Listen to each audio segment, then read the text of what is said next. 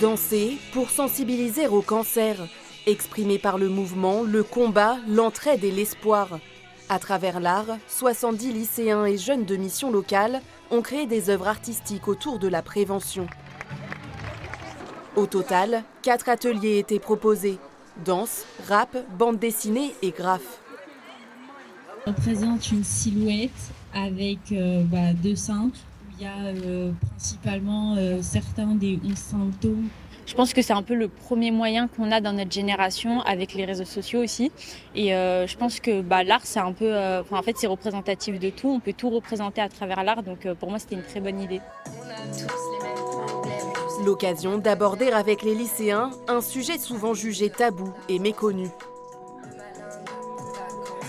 C'est important parce qu'il y en a beaucoup qui ne savent pas du tout. Par exemple, tout bête, on ne sait pas du tout que parfois il existe le cancer des testicules.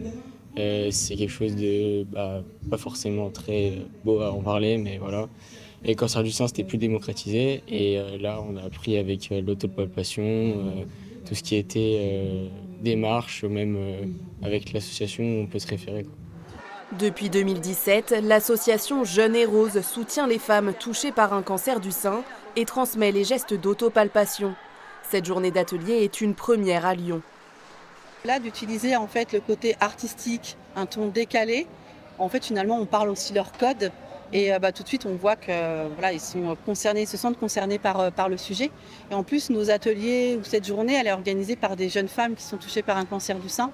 Donc tout de suite ça humanise le sujet et ils se sentent encore plus investis. Chaque année, environ 61 000 nouveaux cas de cancer du sein sont dénombrés. Parmi eux, 10% concernent des patientes de moins de 40 ans.